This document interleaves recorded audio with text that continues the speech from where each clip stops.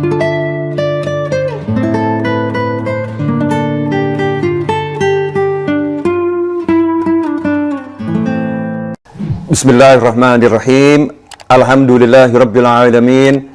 Allahumma shalli wa sallim ala sayidina Muhammadin miftahi babi rahmatillah adada ma fi ilmillah salatan wa salaman daimaini bidawami mulkillah wa ala alihi wa sahbihi.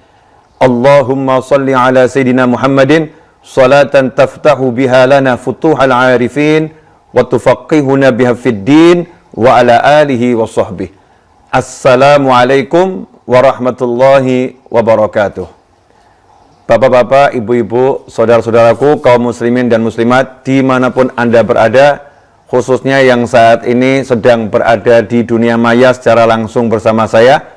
Semoga Allah Subhanahu wa Ta'ala terus memberi kita kekuatan iman dan takwa serta kesehatan dan usia panjang sampai nanti akhirnya kita meninggal dengan husnil khatimah. Amin Allahumma amin. Ikhwani rahimakumullah, pada kesempatan kali ini saya ingin mengajak semuanya untuk merenungkan, kalau memang diangkat temanya itu adalah meraih cinta ilahi di tengah pandemi, maka saya akan simpulkan dengan kalimat yang dipopulerkan oleh almarhum Gus Dur. Gitu aja kok repot. Ya, gitu aja kok repot. Meraih cinta yang paling mudah itu cintanya Allah. Ya, meraih cinta yang paling mudah itu cintanya Allah. Kalau cintanya manusia ini repot. Karena manusia itu sukanya cari kesalahan.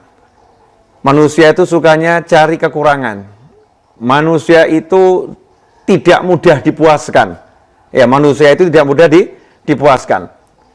Cari cintanya untuk laki-laki, cintanya perempuan, Masya Allah, itu juga susah.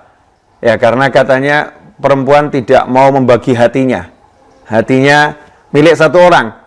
Kalau udah satu yang dia cintai, susah dia menerima cinta yang lain. Mau cari cintanya pria juga repot.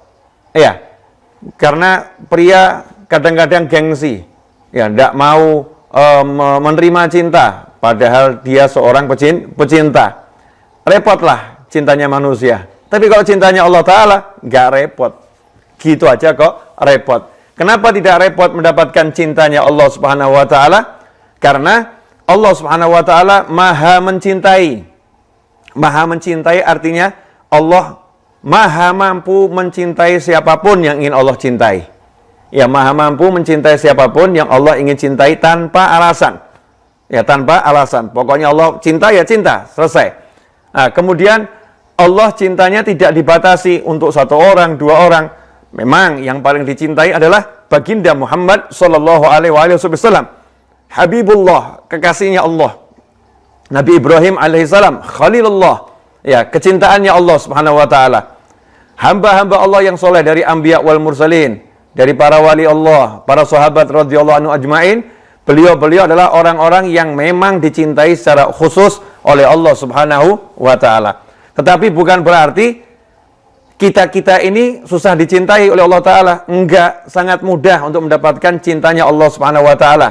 Di antaranya adalah dengan kita ridha kepada Allah sebagai Tuhan, raditu billahi rabban wa bil islami dinan wa bi Muhammadin sallallahu alaihi wasallam wa rasulah. Kita ridha Allah sebagai Tuhan kita. Kita ridha Islam sebagai agama kita. Kita ridha Nabi Muhammad SAW sebagai Nabi dan Rasul kita. Bagaimana penjabarannya? Gambarannya seperti ini. Kalau kita itu di sekolah, ya di sekolah, ridha, rela diatur oleh kepala sekolah, rela diatur oleh guru-guru yang ada di sekolah, kemudian kita ikutin aturannya, otomatis kita akan dicintai oleh ibu guru, kita akan dicintai oleh pak guru, kita akan dicintai oleh kepala sekolah, seluruh jajaran yang ada di sekolah akan mencintai kita. Kenapa? Anak ini nggak protes, anak ini ikuti aturan main yang ada di sekolah, anak ini taat. Begitu kita taat ikutin aturan yang di sekolah, maka kita akan dicintai, meskipun mungkin nilai kita kurang bagus. Ya, meskipun di dalam beberapa mata pelajaran kita kurang oke. Tetapi karena kita mengikuti aturan yang ada, dan kita rela dengan aturan itu, puas dengan aturan itu, maka pihak sekolah akan mencintai kita. Sehingga kalau ada nilai kita yang kurang, beliau-beliau akan berupaya gimana agar nilai kita ini jadi bagus. Kitanya mungkin kurang upaya, tapi Pak Guru yang akan berupaya. Ibu Guru yang akan berupaya. Anak ini nilainya kurang bagus. Mari kita kasih tambahan jam pelajaran. Ya, mari kita kasih tambahan untuk kursus dia bagaimana agar nilainya jadi bagus. Sekolah yang memikirkan, karena anak ini dicintai. Maka dalam kehidupan ini, kalau kita pengen diurus oleh Allah Ta'ala, kalau kita pengen diperhatikan oleh Allah Subhanahu Wa Ta'ala, ridho saja dengan aturannya Allah. Rela diatur sama Allah. Allah mengatur satu hari kita suruh sholat 5 waktu. Senang disuruh sholat, 5 waktu sholat. Allah mengatur kalau punya uang kita sampai batasan wajib zakat disuruh zakat. Kita rela mengeluarkan zakat dan senang mengeluarkan zakat. Allah mengatur agar kita di bulan Ramadan puasa. Kita rela 1 bulan penuh puasa di bulan suci Ramadan. Kemudian juga kita rela kalau punya harta mampu berangkat haji, kita pun menunaikan ibadah haji. Plus kita rela sedekah. Plus kita rela untuk baca Al-Quran. Plus kita rela untuk bersolawat. Plus kita rela untuk beristighfar. Plus kita rela untuk bertasbih, tahmid, takbir, tahlil, dan kalimat zikir yang lain. Kita rela untuk berbuat baik. Kita rela untuk taat pada Allah Subhanahu wa Ta'ala. Itu artinya kita rela diatur oleh Allah Subhanahu wa Ta'ala. Termasuk diantaranya urusan rezeki. Ya, kalau kita urusan rezeki rela dan puas. Makna ridho yaitu rela dan puas dengan pembagian yang Allah berikan, aturan yang Allah aturkan, maka Allah akan cinta kepada kita. In tardha bil maqsumi ishtamu na'man fa in lam takun tardha bihi ishta fi hazan. Kalau engkau ridho, engkau rela, engkau puas dengan apa yang sudah dibagikan kepadamu, maka engkau akan hidup dalam penuh kenikmatan. Tapi jika engkau tidak puas, tidak rela, tidak ridho dengan pembagian yang dibagikan untukmu, maka engkau akan terus hidup dalam kesedihan, hidup dalam kegundahan. Ikhwani rahimakumullah, inilah kuncinya. Kuncinya adalah kita ridho dengan pembagiannya Allah. Ridho dengan aturannya Allah Subhanahu wa Ta'ala. Contoh, ya, seorang suami kok kebetulan punya istri, istrinya kurang cantik dibandingkan istrinya orang-orang lain. Tapi memang dapatnya itu. Seorang istri dapat suami yang suaminya kurang tampan dibandingkan suaminya orang lain. Dapatnya itu. Diterima, disyukuri. Alhamdulillah saya punya suami. Alhamdulillah saya punya istri. Sehingga saya tidak bermaksiat kepada Allah Subhanahu wa Ta'ala. Alhamdulillah saya punya istri yang solihah. Saya punya suami yang soleh. Alhamdulillah, alhamdulillah, alhamdulillah. Kita senang dengan pembagian Allah tersebut, maka Allah Ta'ala cinta kepada kita. Izhad fid dunya. Berzuhudlah kamu di dunia, maka yuhibbukallah, Allah akan mencintaimu. Artinya kita nggak pernah meletakkan dunia ini di tangan. Dunia selalu diletakkan di dalam hati. Ya, dunia tidak diletakkan dalam hati, maaf. Dunia tidak diletakkan dalam hati, dunia diletakkan di tangan. Kita bisa meletakkan dunia hanya di tangan, bukan meletakkan dunia di dalam hati. Kalau dunia diletakkan dalam hati, Masya Allah, maka kita nggak akan pernah ridho dengan pembagiannya Allah Subhanahu wa Ta'ala. Nggak akan pernah puas dengan bagian Allah Ta'ala. Karena dunianya diletakkan di dalam hati. Ya, dunianya dicintai. Takut kehilangan, takut kekurangan, ya takut rusak dunianya. Semua ketakutan kehilangan, rusak dunianya tersebut, nggak dapat dunia tersebut, hati terikat dengan dunia, maka tidak akan mendapatkan cintanya Allah Subhanahu wa Ta'ala. Karena hatilah tempat untuk mencintai, dan hatilah tempat untuk dicintai. Ikhwani rahimakumullah, kalau dunia diletakkan di tangan, semuanya diletakkan di tangan karunia Allah ini, maka kita akan senang. Apapun yang kita dapatkan, kita akan nikmatin, kita akan bagi kepada yang lain. Ikhwani rahimakumullah. Nah, inilah kuncinya. Kuncinya agar kita dicintai Allah Ta'ala, gitu aja kok repot. Saya belum ceramah ya, ini belum ngajar, belum ngisi. Baru mukadimah. Ya, mukadimahnya seperti ini. Ya, kajiannya baru akan saya mulai. Mudah-mudahan bisa dipahami untuk orang tua yang menyaksikan tayangan ini dimanapun Anda berada. Untuk kawan-kawan saya, kaum muslimin dan muslimat, dimanapun berada. Nah, sebelum dilanjutkan silahkan, yang mau minum, minum dulu. Kita ngajinya nyantai ya, insyaallah. Bismillah. Alhamdulillah, nikmat ini. Nah ini, minum air itu, kalau kita minumnya dengan bismillah, alhamdulillah, satu teguk, alhamdulillah, disyukuri betul, Allah cinta. Tapi kalau minumnya air gak dirasain, sama-sama minum air, tapi gak dirasakan tuh nikmat dari Allah Ta'ala, cuman, ini contoh ya, contoh yang jangan dicontoh, cuman begini,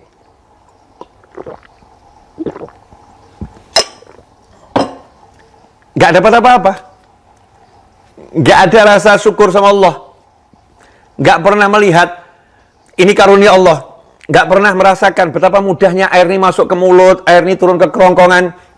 Sementara banyak orang yang baru minum dia muntah.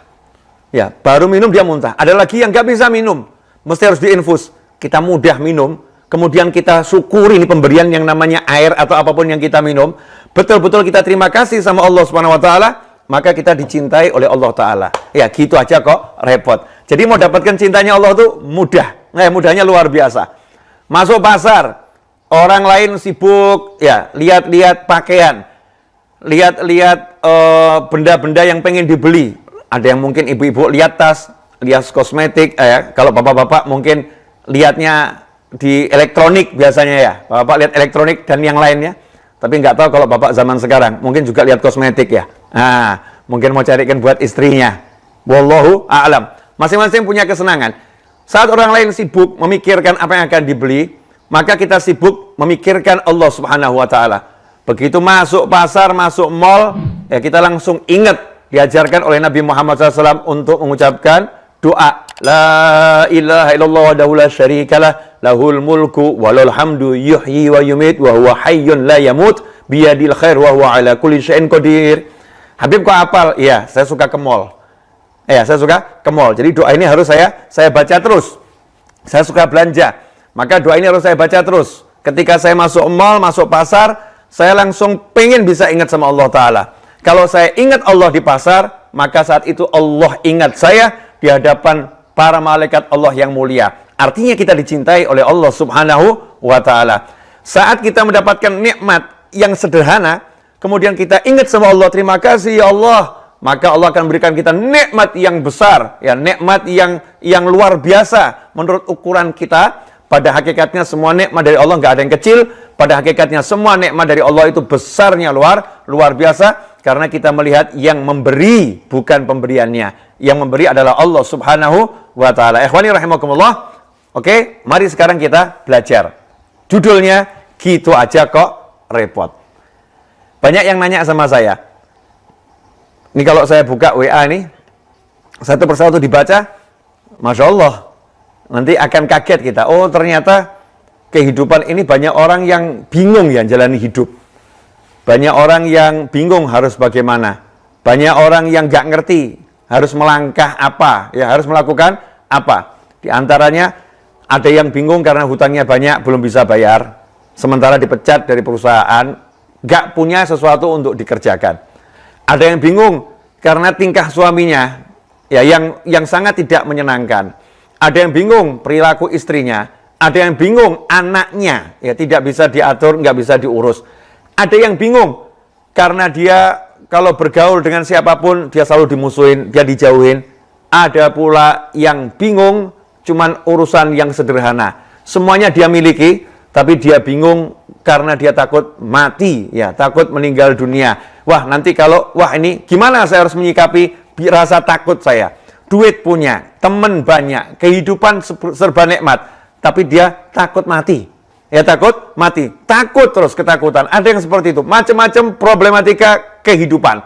Maka jawaban yang sangat indah adalah jawabannya Kiai Haji Abdurrahman Wahid Gus Dur almarhum, gitu aja kok repot. Contoh, gak punya duit,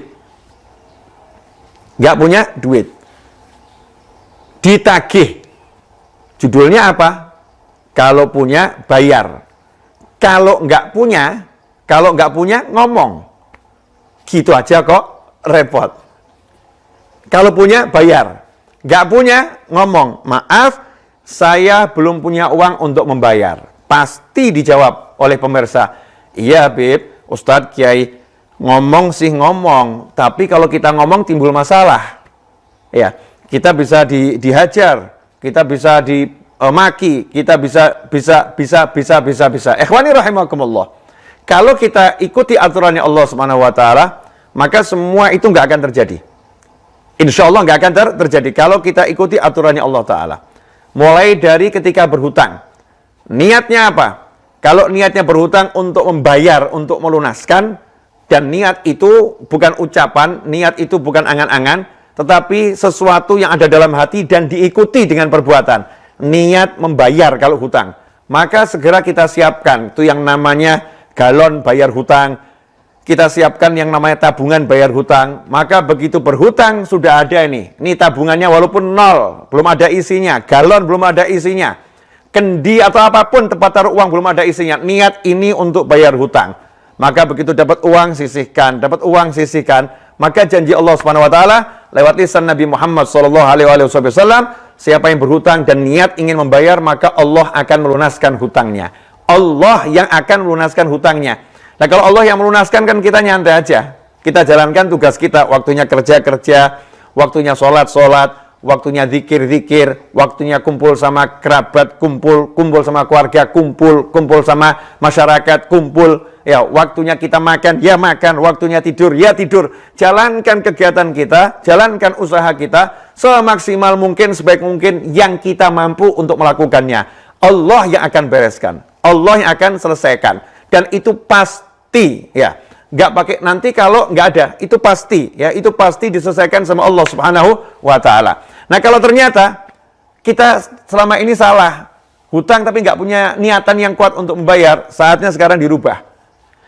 Tobat dulu. Maafkan ya Allah, saya salah caranya berhutang waktu itu. Maka sekarang niatkan, saya betul-betul mau membayar. Itu ya, yang pertama. Kemudian ikhwani rahimakumullah, usaha. Ya, manusia tugasnya berusaha. Usaha apapun, yang penting halal. Apapun yang bisa dilakukan. Jangan nunggu punya pekerjaan khusus, jangan nunggu dipanggil perusahaan. Jangan nunggu punya kantor. Apapun yang bisa dilakukan, lakukan. Yang penting halal. Ya, niatkan itu untuk ibadah. Begitu kita niatkan untuk ibadah, maka Allah yang akan selesaikan. Karena jaminan dari Allah, wa ma min dabbatin fil ardi illa 'alallahi rizquha. Gak ada satupun yang di muka bumi kecuali udah ditanggung Allah rezekinya. Udah dijamin Allah rezekinya. Sudah pasti diurus Allah rezekinya. Kalau udah yakin seperti itu, maka kerjanya juga dengan hati yang santai. Hatinya tenang, hatinya gak gelisah. Ya, hatinya nggak gelisah, hatinya nggak kemurungsung, sehingga dia bisa menikmati hidup. Nah, kemudian nanti kalau sudah seperti itu, kok uangnya belum cukup, ditagih, ngomong apa adanya, saya punyanya ini, nanti Allah akan menyelesaikan. Akan muncul keajaiban, yang orangnya tiba-tiba hatinya menjadi lembut, tiba-tiba nanti siapa tahu biiznillah sebelum waktunya kurang berapa jam ada rezeki yang datang dari arah manapun. Ikhwani rahimakumullah. Intinya kalau kita udah yakin sama Allah Ta'ala, nggak ada masalah. Masalah apapun, gitu aja kok repot. Nggak ada yang repot. Kalau kita yakin dan percaya sama Allah Subhanahu wa Ta'ala. Kalau kita yakin sama Allah, maka Allah cinta sama kita. Kalau kita percaya sama Allah, maka Allah cinta sama kita. Mudah sebetulnya hidup ini, tapi kenapa jadi sulit? Karena kita nggak yakin sama Allah. Kita nggak percaya sama Allah. Kita nggak mantap sama Allah. Janjinya Allah nggak kita yakini. Ya. Aturannya Allah nggak kita yakini. Padahal kita yakin betul tuh. Kalau kita naik motor nggak sesuai aturan, motornya akan rusak. Kalau kita ini tidak merawat tubuh kita dengan baik, tubuh kita akan rusak. Yakin. Tapi kenapa dikasih aturan sama Allah dalam kehidupan ini, kita nggak yakin kalau aturan ini dilanggar, maka hidup kita akan rusak. Kalau aturan ini dijalankan, maka hidup kita akan benar, dan hidup anak keturunan kita pun akan jadi benar. Simple, ya, simple, sederhana. Nah, karena itu ikhwani rahimakumullah, apapun masalah Anda, nomor satu jawabnya gitu aja kok repot. Gak ada masalah, karena saya punya Allah Subhanahu wa Ta'ala. Gak ada yang berat, semuanya ringan. Ya, semuanya ringan karena kita punya Allah Subhanahu wa Ta'ala. Kalau kita pikul, kita akan capek. Ya, kalau kita pikul, kita akan lelah. Kalau kita pikir, akan stres. Ya, karena sehebat apapun kamu mikir, saya mikir, kita mikir, Anda mikir, nggak akan bisa menyelesaikan masalah. Seberapapun Anda berbuat, saya berbuat, kita berbuat, tidak akan menghasilkan apapun. Tetapi yang bisa menghasilkan adalah Allah. Yang bisa menyelesaikan adalah Allah. Semua dari Allah, oleh Allah, untuk Allah, dan dengan Allah subhanahu wa ta'ala. Kita nggak bisa apa-apa. Cuman tunjukkan kemauan kita. Tunjukkan usaha kita dengan sungguh-sungguh. Contoh. Nah, ini sekarang mulai pada contoh-contohnya. Insya Allah dengan contoh-contoh ini yang bicara semakin paham, yang dengar juga semakin paham. Contohnya dari Al-Quran saja, yang sumbernya segala hukum, ya sumbernya segala ilmu, kalamullah. Kita ambil contoh yang sesuatu masalah yang paling masalah-masalah yang berat yang ada di dalam Al-Quran. Ibunya Nabi Isa alaihissalam, Sayyidatuna Maryam. Namanya baik, wanita solihah, keluarganya baik. Al-Imran sampai jadi nama di dalam surat Al-Quran. Al-Imran, keluarganya Imran. Dari keluarga yang baik-baik, dan Sayyidatuna Maryam alaihissalam adalah wanita yang baik-baik. Tiba-tiba wanita yang baik-baik ini hamil, mengandung. Mengandung, belum punya suami. Otomatis tuduhan masyarakat miring semuanya. Tuduhan masyarakat gak baik semuanya. Ini dari ayahmu orang baik, ibumu orang baik, kok kamu tega-teganya ya merusak nama mereka dengan melakukan perbuatan yang tidak senonoh, perbuatan yang hina, melakukan perbuatan berbuat di luar pernikahan, sesuatu yang gak baik, kamu berzina dan lain sebagainya. Tuduhan masyarakat yang luar biasa, yang beliau Sayyidatuna Maryam alaihissalam tidak melakukannya. Karena Allah memberinya bayi tanpa proses disentuh makhluk Allah manapun. Gak disentuh oleh pria, gak disentuh oleh siapapun. Allah yang meletakkannya di dalam perut rahim Sayyidatuna Maryam alaihissalam. Masalah, ya ada masalah, masalahnya adalah bagaimana caranya membersihkan nama baik ini. Biar namanya jadi baik. Gimana caranya? Susah kan? Mau panggil dokter, dokter tolong dicek ini, ya.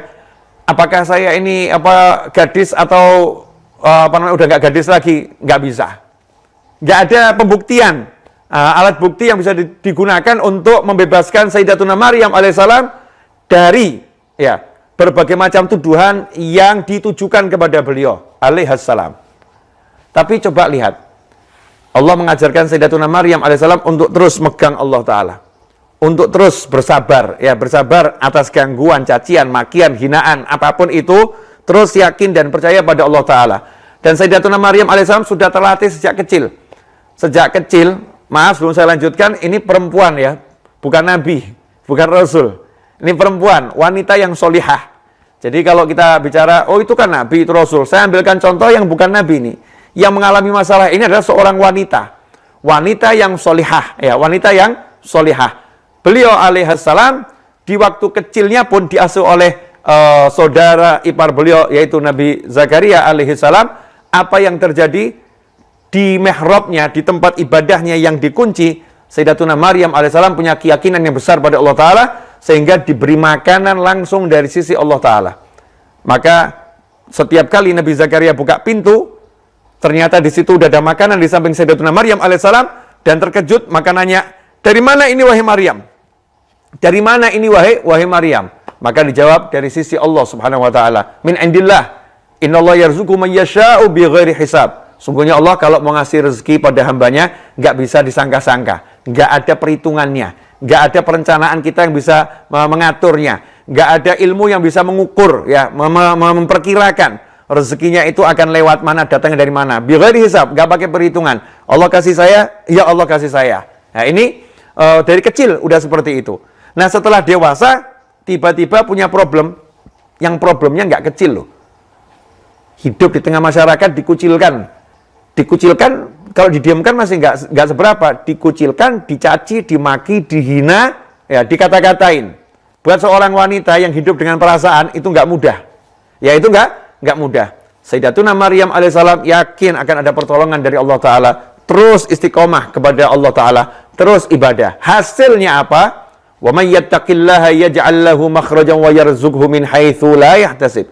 Siapa yang bertakwa kepada Allah, yaj'al lahu makhraja. Allah memberinya jalan keluar, wa yarzuqhu min haitsu la yahtasib. Dan Allah memberinya rezeki dari arah yang enggak pernah bisa diperhitungkan. Yaj'al lahu makhraja, Allah memberinya jalan keluar. Kalau takwa, Allah beri jalan keluar. Kalau takwa, Allah beri solusi. Kalau takwa, enggak ada masalah. Kalau takwa, apapun masalahmu, gitu aja kok, repot. Enggak ada repot. Kenapa? Karena yaj'al lahu, Allah yang akan memberikan, Allah yang akan menyelesaikan, Allah yang akan mencarikan, Allah yang akan membereskan urusanmu tersebut. Sehingga nggak repot. Kenapa nggak repot? Bukan saya yang bereskan, bukan saya yang ngatur, bukan saya yang usaha untuk mencari-cari. Enggak, tapi langsung Allah subhanahu wa ta'ala. Hasilnya apa? Bayi yang masih merah itu, Nabi Isa alaihissalam, tiba-tiba bisa berbicara. Ya, sehingga mereka semua menjadi iman ya kepada Allah subhanahu wa ta'ala, dan mengerti bahwasannya Sayyidatuna Maryam alaihissalam bukanlah seorang yang selama ini mereka tuduhkan. Itu contoh yang pertama. Kemudian contoh yang kedua. Contoh yang kedua, bagaimana nasib anak yatim. Dua anak yatim. Yang ngurus nggak ada. Rumahnya mau roboh. Yang ngurus nggak ada. Rumahnya mau roboh. Masalah atau nggak masalah? Masalah. Anak yatim, dua orang, rumahnya mau roboh. Sementara nggak ada yang ngurus. Subhanallah. Janji Allah Ta'ala, siapa yang takwa kepada Allah, Allah akan memberinya solusi. Ternyata janji Allah ini berlaku bukan hanya untuk yang bersangkutan, tetapi juga untuk orang-orang yang dicintai yang bersangkutan. Untuk orang-orang yang dicintai oleh yang bertakwa itu sendiri. Kenapa? Karena keluarganya yang bertakwa ini, kalau kakeknya ini bertakwa, cucunya kemudian punya masalah, maka kakeknya pasti akan sedih. Cucuku punya masalah, cicitku punya masalah, kakeknya akan sedih. Ya, kalau cucunya punya masalah, maka di antara janji Allah memberikan solusi kepada orang-orang yang bertakwa, yaj'al lahu makhraja, adalah Allah mensolusikan masalah anak cucunya orang-orang yang bertakwa. Karena itu Nabi Allah Khidir alaihissalam dan Nabi Musa alaihissalam diutus oleh Allah Subhanahu wa taala untuk mengetuk pintu demi pintu. Ikhwani rahimakumullah. Karena saat itu belum diketahui rumah yang mana milik anak yatim ini. Maka pintu demi pintu diketuk di desa yang penduduknya bakhil. Saat itu kedua nabi dalam keadaan kelaparan. Kalau nggak makan akan kehilangan nyawa. Maka keduanya pun wajib minta makan. Ketuk pintu minta makan. Semuanya nolak. Nggak ada yang ngasih makan. Sampai akhirnya terlihatlah satu rumah yang akan roboh. Disitulah Nabi Khidir alaihissalam mengerti, inilah rumah yang diperintahkan oleh Allah Subhanahu wa taala untuk kami berdua mengurusnya, sementara Nabi Musa tidak mendapatkan wahyu dari Allah taala tentang rumah itu, tetapi Nabi Khidir mendapatkannya. Ikhwani rahimakumullah, maka rumah itu dibangun. Sehingga tanda tanya muncul dari Nabi Musa alaihissalam. Nabi Musa pun menegur Nabi Khidir alaihissalam. Ini orangnya bakhil semua, kikir semua. Kenapa kita urusin rumahnya? Maka jawabannya adalah karena abuhuma sholihah. Anak yatim ini punya kakek ketujuh yang kakeknya adalah orang soleh.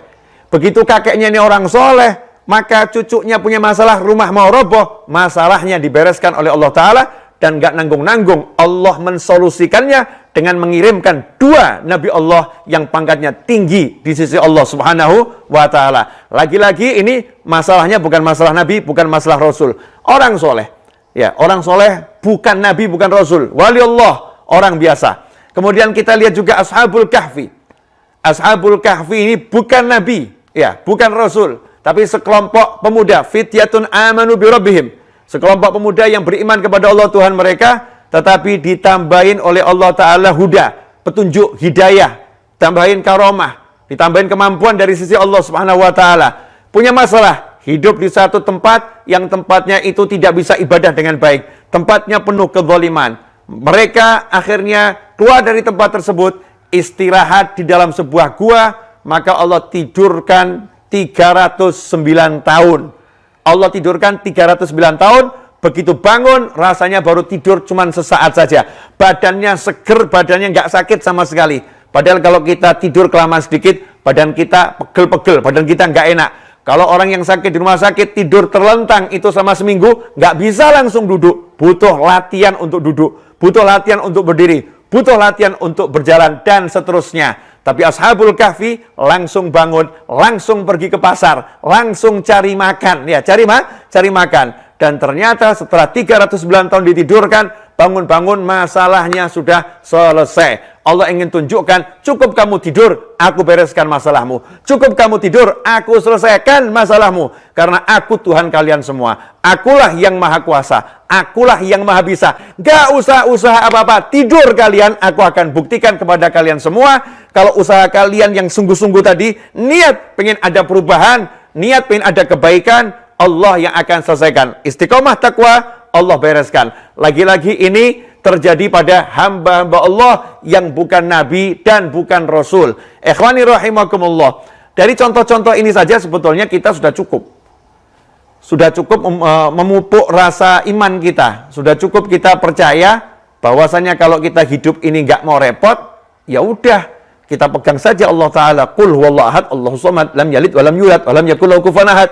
Katakanlah yang ada hanya Allah, Allah samad, Allah tempat bergantungnya segala sesuatu, yang punya keinginan, yang punya hajat, yang punya masalah, yang punya apapun, bergantungnya sama Allah. Jangan kepada yang lain, jangan pada perencanaanmu, jangan pada kolegamu, jangan pada kenalanmu, jangan pada saldomu, tapi pada Allah Tuhanmu yang maha menemani, yang maha memberi rezeki, yang maha kuat, yang maha bisa, yang maha Allah Ta'ala. Bergantunglah pada Allah, maka Allah akan selesaikan urusanmu. Kalau engkau percaya sama Allah, Allah akan ngurus kamu. Tapi kalau engkau melakukan Allah, Allah akan membiarkanmu. Na'udzubillah min dzalik. Begitulah nasihat orang-orang yang soleh.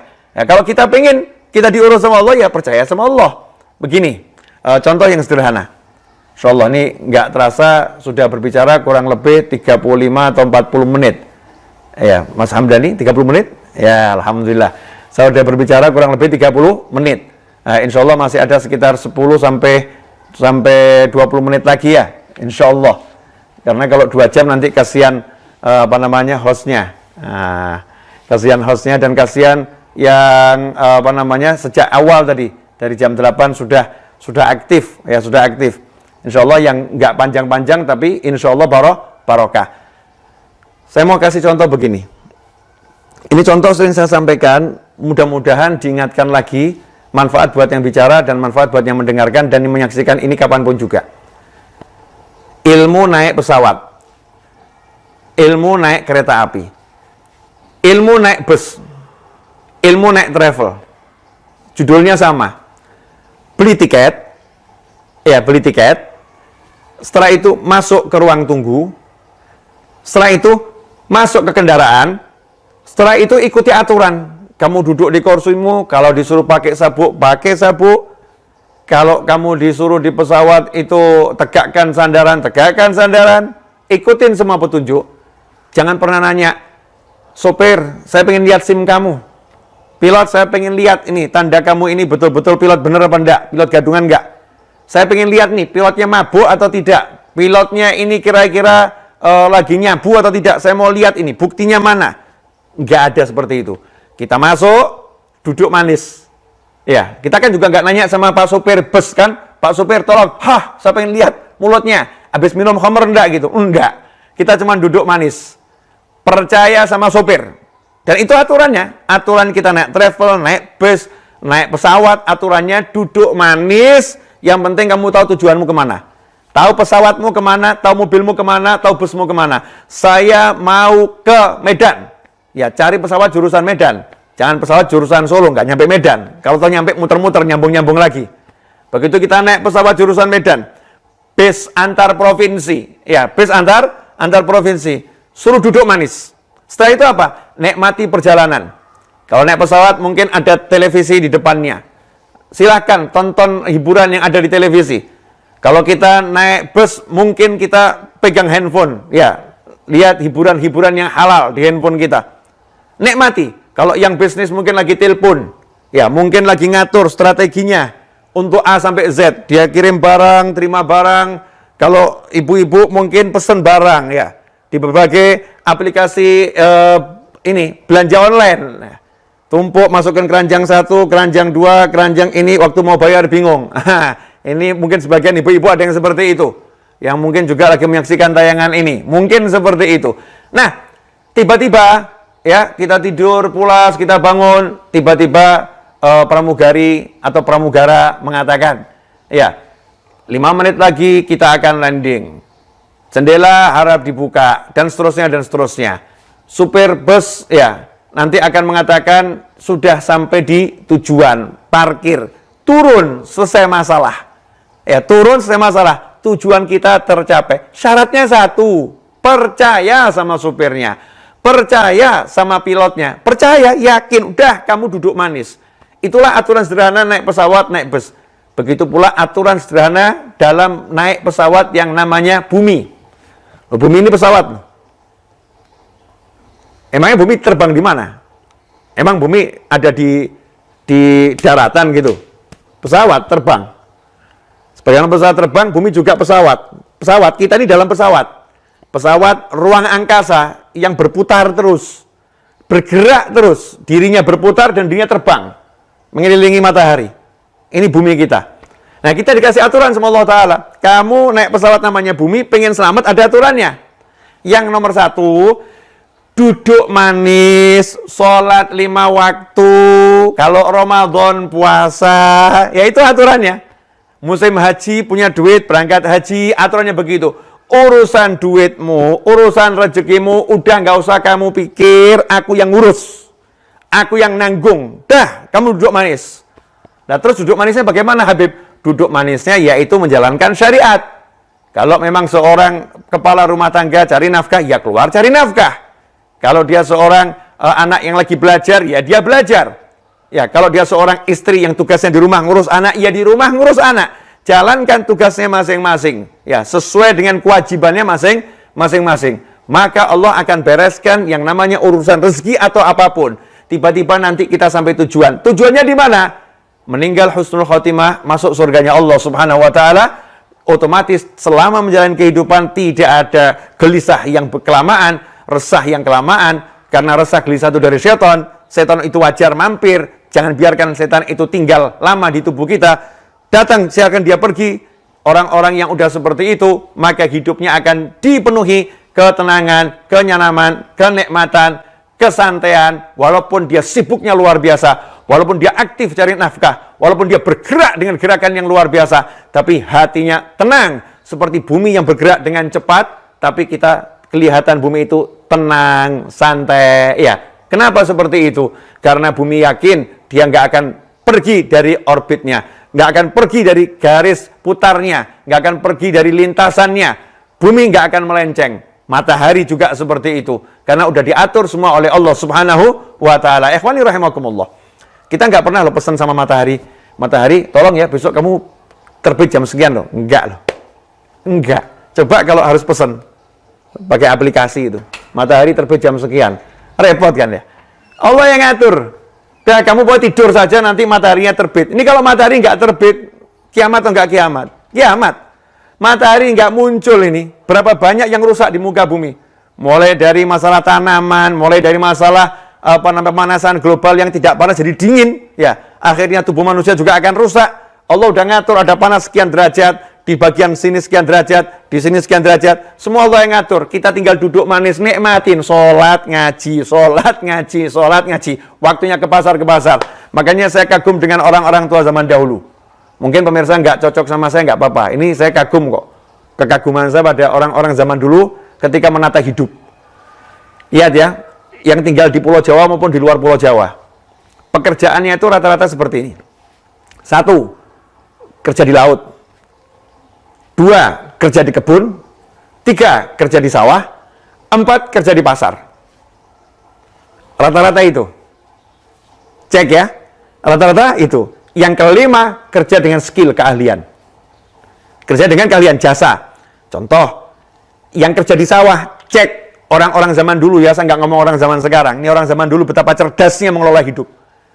Yang kerjanya di sawah, itu pasti rumahnya di belakangnya sawah.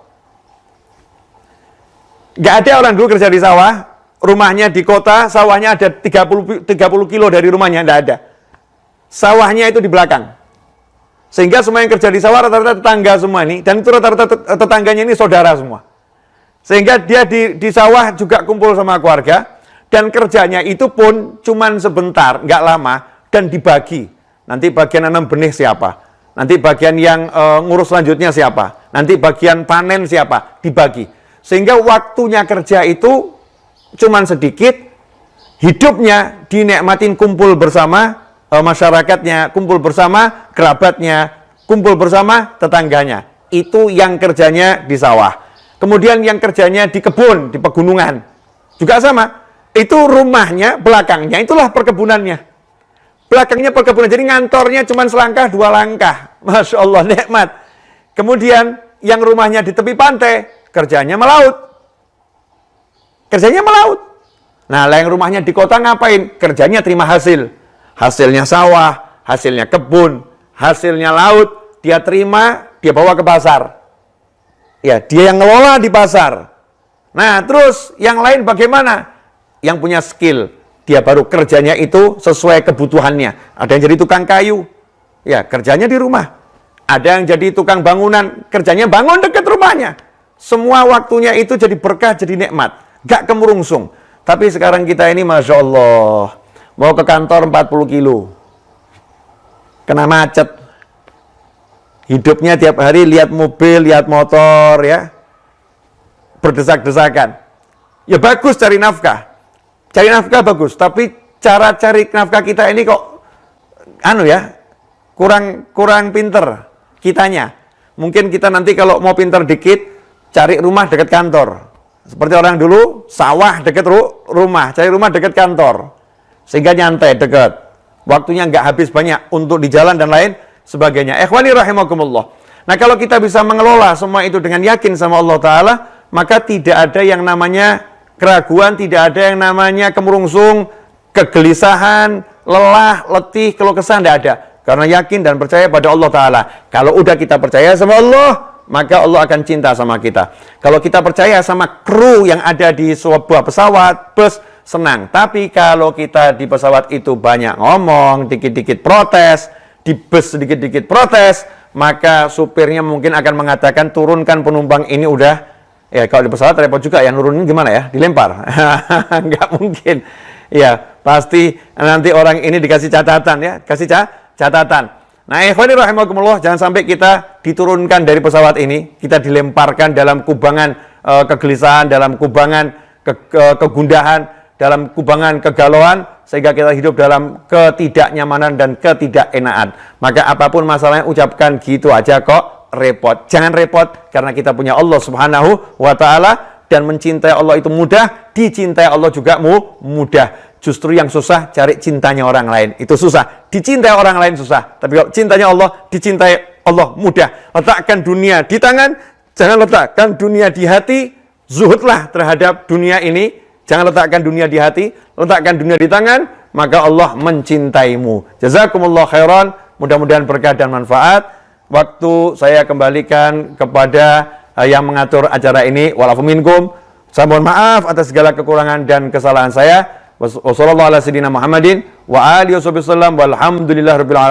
Wassalamualaikum warahmatullahi wabarakatuh.